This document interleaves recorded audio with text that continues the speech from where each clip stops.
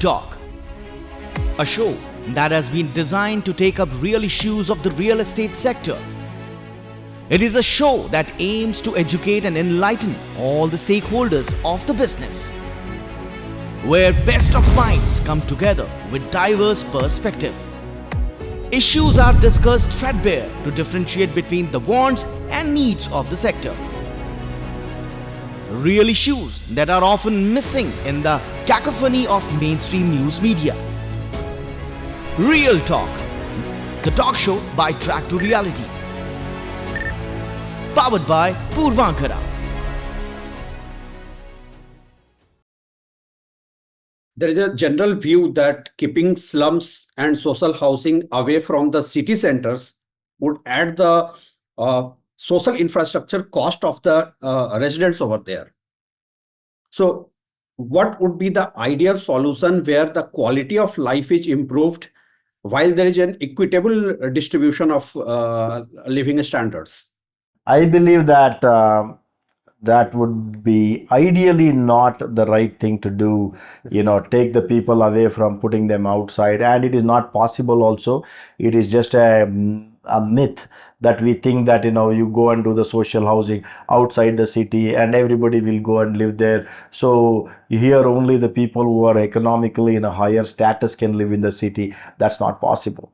And at least in a country like India with this kind of population, it's not possible. We have to coexist.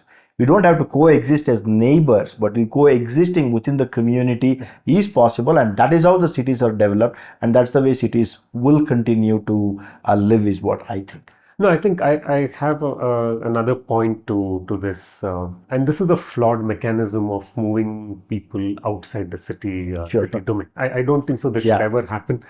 I think it's a disrespect to humankind in more than one ways.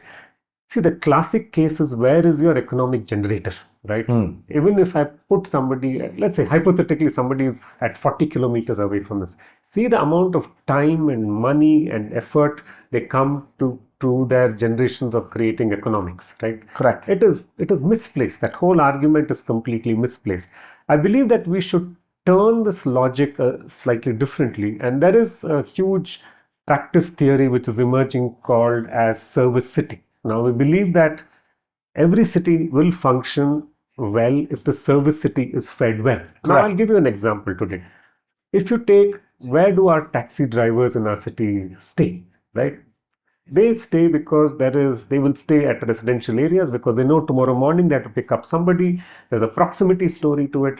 They become your service engines. Now, look at the system of all your home help, house help. Where do they come from?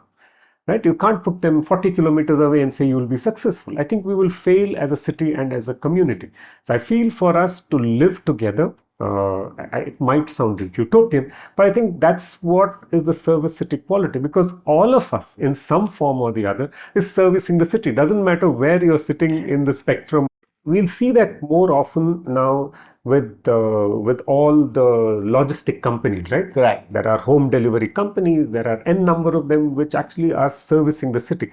I feel that the crux today for us to relook at ourselves or to relook at the city is to have this whole enablement of the service city side. I think once we've cracked that puzzle of strengthening the service city, I think we'll have better functioning cities. When it comes to urban planning, one critical challenge in India is land acquisition. The question is how to make urban planning more inclusive, something that gives a sense of empowerment to the local communities as well. Yeah, I think land acquisition has been a serious problem. And at multiple agency level. Today, it could be at government level. You will find that there are issues. Projects don't go forward. You'll find 70% of the road done, and then something stops because there's an acquisition problem, and then it stops. Similarly, I think for a private developer, it is even harder because lands are all reasonably fragmented, and for him to acquire and to piece this together also becomes extremely challenging. I feel today, to make lives easy, you need aggregation companies. because you need people who can sit and aggregate land for you, because there's no other way to do it unless there is a government dictum which says, okay, today we are acquiring this entire piece of land. And I know for the fact that so many government driven land acquisition projects have failed because there are in number of court cases being placed. And that is a very interesting data set. I think large parts of our infrastructure projects today are getting delayed by as much as 6 to 7 years minimum because of only land acquisition problem. We should actually look at the idea of what is general good. And I think land acquisition for general good has to be made much more easier. And it has to be a policy driven process. It has to be driven by clear cut intent and by transparency. A lot of people resist it because there is a lacunae of it not being transparent. It's seemingly transparent, but it is not necessarily transparent. So I put the onus on anything to do with acquiring land for public good has to come from the mandate of being transparent and to tell them what it means to see benefits of that. Democracy, what it is that the personal rights are considered above the state's rights. Very simple. Yeah. Anybody who's got a gunta of land, that personal right is above the state's right. The only way this can be solved is governments having a very, very clear mandate as to how the land acquisition itself happens and how the money distribution happens, right? So there are many places where the inheritance law that what we have, that it allows people from which that's what we have imbibed, and that's what we like, and that's what we have enjoyed, right? If a set of family has got 50 people, and if there are 50 pieces have to be made, and the 50 people, and each one has a right, even it is the last 1 gunta 1 square feet, the person's right are upheld, right? So to protect it. So this is the challenge. Forget about that. It's not only about the individuals, even within the government bodies.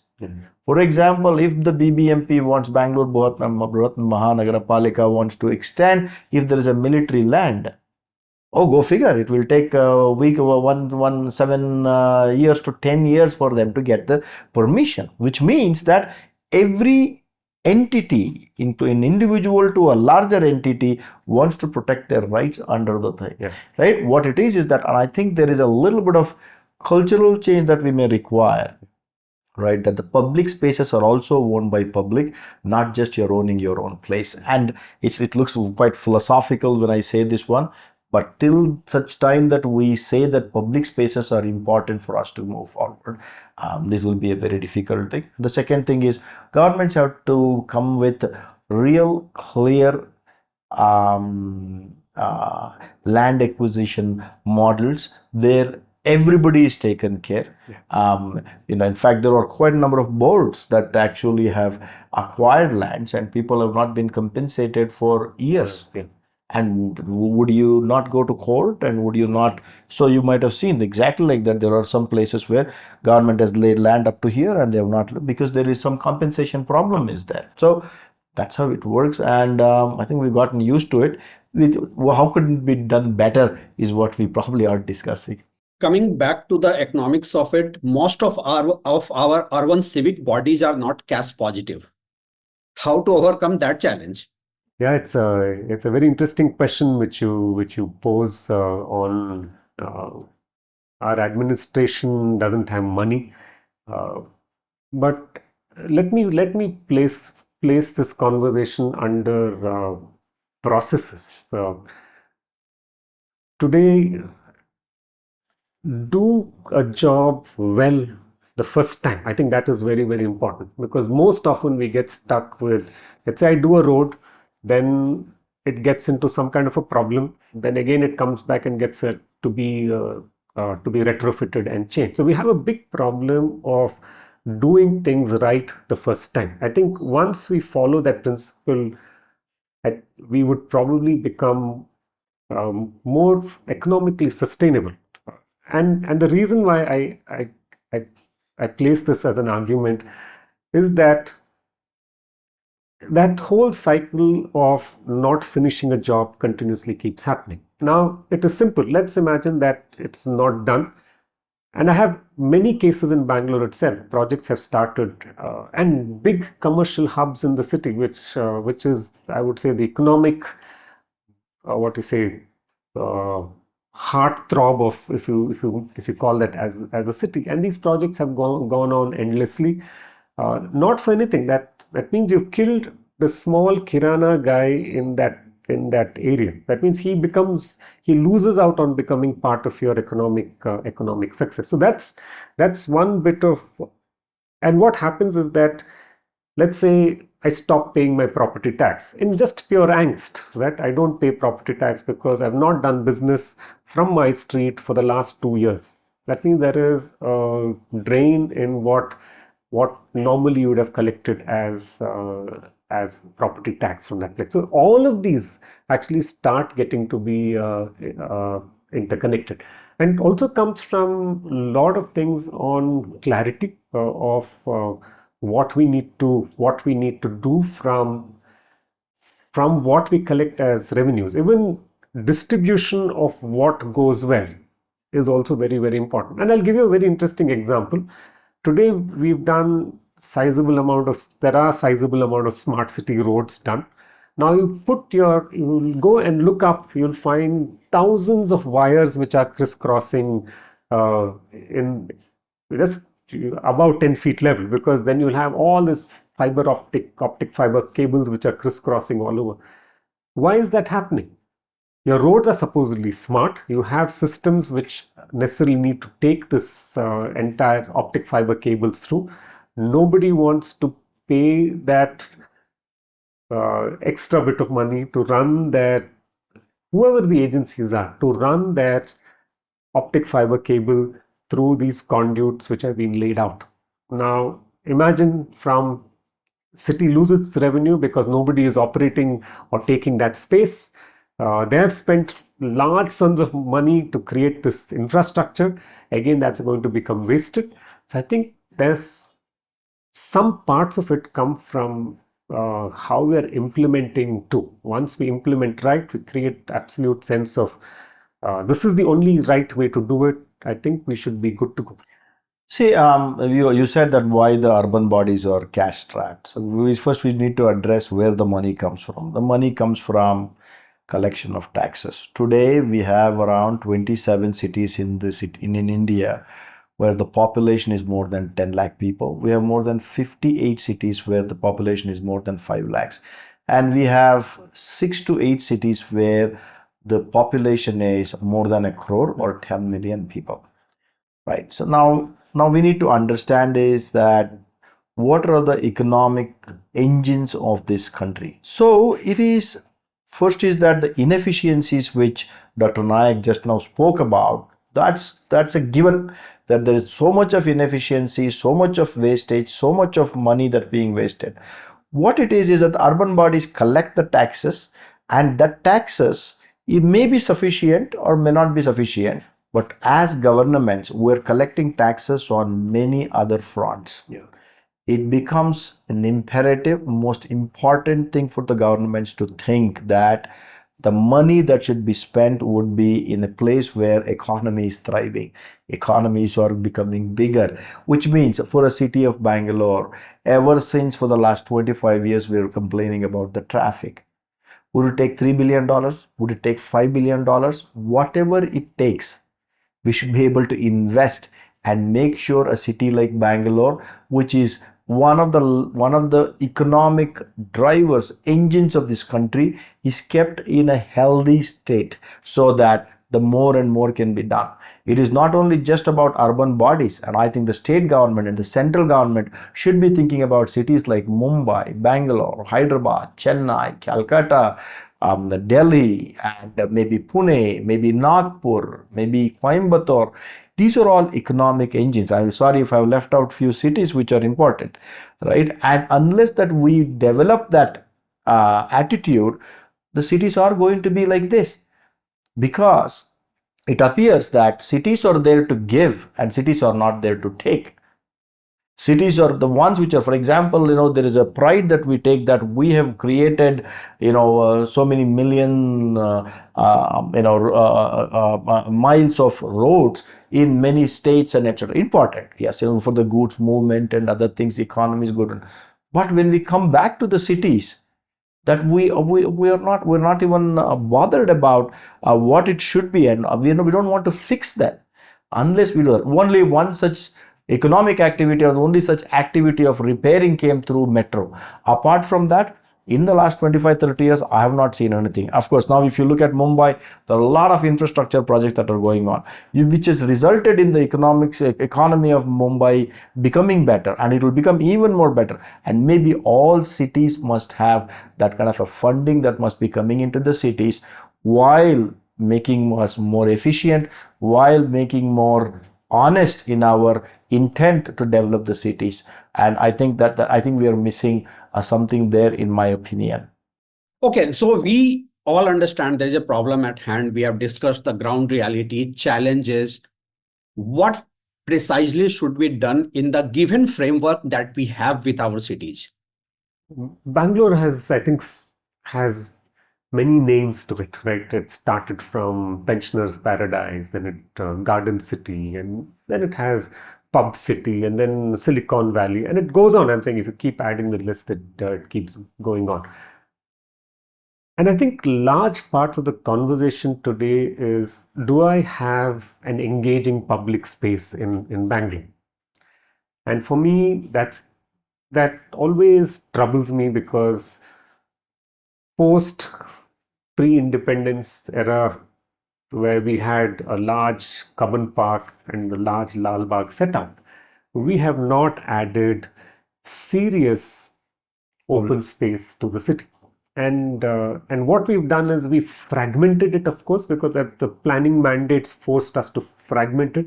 But as a larger city plan, have we offered serious amount of public space? There used to be something called Bangalore City Corporation. So Bangalore was one of the well-planned cities. If you really look at Bangalore within the ring road, still it functions, still there is. Then when the economic activity started becoming more, and the city could not accommodate whatever the development that was, when we went outside the city, at some point of time, the bigger brains decided that we take some 165 villages and put them into the city and call them Buhat Bangalore Mahanagara and start to collect the taxes. So there was so much of tax collection initiatives were there.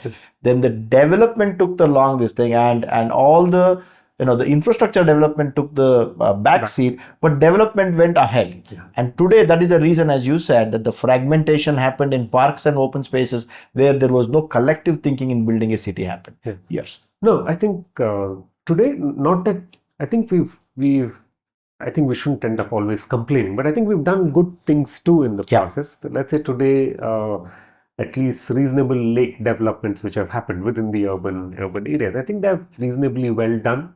At least 5-6 lakes are worth its mention, and those have become interesting public spaces. Now people are utilizing them. So there is. So I go back and talk about this first principle that can I pause in my city, right? Public space should be that. There should be a sense of pause. There should be a sense of slowness to it. So it is pushing us to start looking at larger open spaces. So do you think that Bangalore is surrounded by quite a number of forest areas, whether it's Turahalli Forest or Baneghatta Palace, or if you go to by Esarghatta, there is another forest area, the grassland that we have, and across the city. Do you think that we should be utilizing them in a better way, so that even though the human are not allowed to go in and enjoy and things like that, would you call them an open space? They are. No, they are lung spaces. I'm so sorry to cut you off. What about these kind of social spaces, like town halls and like Ravindra Kalakshetra, Pitil Chaudhaya Memorial Hall, which are congregation places? So I would put them under the bucket of culture, and I would put them under the because largely they have become from they moved away from becoming congregational, but they've become social in some other dimension. Sure. So it is, I would say, I'd put them under this bucket. Are there enough event spaces in the Event spaces. Huh. So we have to also start looking at, if I have to rewrite one small story, I'd say, okay, how many event spaces do I have in Bangalore, right? So then we start looking at the methods of creating event. I look at creating social spaces. I look at creating large open spaces for people to use.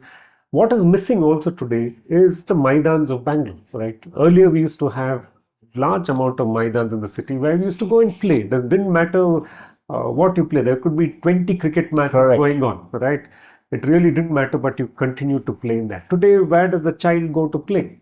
We keep on complaining that the child will always be playing on the electronic media and not going outside, and we have not created spaces for them to. Enough spaces. And also what's happened is most of our BDA parks, in its whole idea of actually beautification, they made them walking paths and not play parks. So I feel that we've disconnected large parts of our city's stakeholdership from going into these public spaces. So I feel that that's the dilemma. We need to unlock that. If we move from public open spaces and parks and everything else to transportation, which is the most talked about, what kind of changes do you think that we should be looking at with what we have today? I think we are probably one of those cities in which our two-wheeler and four-wheeler density is outpaced the human density. Correct. So that's a problem. I think it lies from that. It comes from, I think, our dilemma of not having efficient public transport system. I'm not saying it is not improved. If you take the last 3-4 years, I think it is reasonably improved. Your metro outreaches have become better. You have BMTCs. I think they're now offering higher quality buses. They're making travel a little more comfortable. But that's one bit of the small problem. I think government can't solve the problem all the time. I think it is also citizenry responsibility. Today, I'm driving alone. And if I need to go from point A to point B, and if I could have carpooled and gone, then that's one method of decongesting. So in some cities, I'm sure today they are in peak hour mandate. Today, if you're a single driver, they will charge you heavily for passing through peak hour traffic. Right? If you're pooled or if you have more than 3 to 4 people sitting in your car, they don't charge you that tariff. So I feel that some of them are self-regulated. I think it comes from serious citizenry, which is very, very important for us to be careful, cautious, and be accepting of public transport systems, and to be to actually start utilizing that better. Now, when I say public transport, I think our concerns today is also last mile connectivity. Why we fail is that we don't have efficient last mile connectivity. Now, if I take a metro and say metro's 1.5 to 2 kilometer radius, is there, let's say, last mile connectivity? In most cases, we would fail. But some neighborhoods today have taken up the initiative. Let's say like HSR layout has a hop in hop off bus system which runs through the neighborhood. So you can get in and get out of that bus system wherever you want to go. So I wouldn't want to take my car, even if I have to travel in my local neighborhood, but I would take this hop in and hop off system. So I feel for us that we have to create as many local solutions as possible. Of course, there are big grids, there are big movement lines, but I will take it from a smaller unit of how the neighborhood would become successful. And I think that will make things far more efficient. So I've done some observation as to what it is, right? What is Bangalore's traffic problem? When I look at it, right, it is not about the road width and we don't have enough roads, or the London roads are as wide as Bangalore roads, or nothing more, nothing less. As you rightly pointed out, that it is the autos and the two-wheelers. So what do I call is non-homogeneous traffic. What's non-homogeneous traffic here? You have a bicycle and a bicycle-like vehicle which is fitted with one motor, and to the two-wheeler and to the three-wheeler goods auto. Each one of them are traveling at 5 kilometers per hour, 7.5 kilometers, 10.5 kilometers, 12.5 kilometers. When you ask a normal person that why Bangalore traffic is like this, people tend to say that, oh, we are not disciplined enough. If you're very disciplined, then you will never reach home. Right. You will always be there on the road. So this is basically, if you look at any developed city, you will have all vehicles which has the ability to accelerate at the same speed and maintain the same speed, and that is where our problem is. So if you consider that in Bangalore, the old Bangalore within the ring road, we should ban autos. That is, three-wheelers should be taken off the road within the ring road. I'm not saying something that is really revolutionary. If you look at Mumbai, in Mumbai some 40-50 years back, they put the old Mumbai where they put an orange circle and said autos are not allowed inside. There is a cost to be living inside the city, and that should be only cars. That should be taxis should be there, and people should be able to take taxis. Before it was about economics, and today if you look at it, per kilometer cost of an auto and per kilometer cost of a taxi are almost the same. So if you are able to remove that, that's one. And the second thing is that what we have is all large buses which are there, which were part of the BMTC buses, which were there for the last 40 years, 50 years. Now things have changed. That is because to those days people used to wait for half an hour to get the bus, and people used to time their timing to walk to the bus stand with 10:30 bus is coming. Now it is not like that. The buses, one after the other buses are coming. If you look at from morning 8:30 to 10:30, they are reasonably crowded, and after that the buses are not crowded at all. Only 5 people, 10 people, 12 people are there. We should remove the big BMTC buses and they should be replaced with 16 seaters, ideally which are electrically operated, so that you can bring down the pollution and also the space that they take within the road, and also the turning radius and other things that are required for the buses. The third thing is city center. In the city center we have a terminus which takes you to places for interstate, interdistrict transportation. They should all be moved out, as we were talking about having that multimodal transport system. Today we have metro. For example, if Tumkur Road, why should a bus to Tumkur should start from the city center? People should be able to take the metro, go to the last station. That is where that the larger this thing should be there, the larger transportation system. People should be able to go take the bus from there. You go to Tumkur or you go to Mumbai, and that should be your bus stand. Today, more than, I don't know how many, 50,000 buses come into the city every day, and 50,000 buses go out of everyday city, and I think that should be taken out. So this is very important. And there are some of the roads which are there, some very small adjustment to the road. So some encroachment is there. Because that encroachment, there's a constriction that has happened. Because of that, the traffic backs up. The traffic backs up, and more than 20 minutes goes off just because there's a one constriction. That constriction probably was there for the last 15 or 20 years. So, and last thing that I suggest is that unipole system, where you have a 3.5 meter width path where it can be erected on the center of the road, that wherever we have the road dividers, and that is should be only be two-wheelers should be permitted. Why?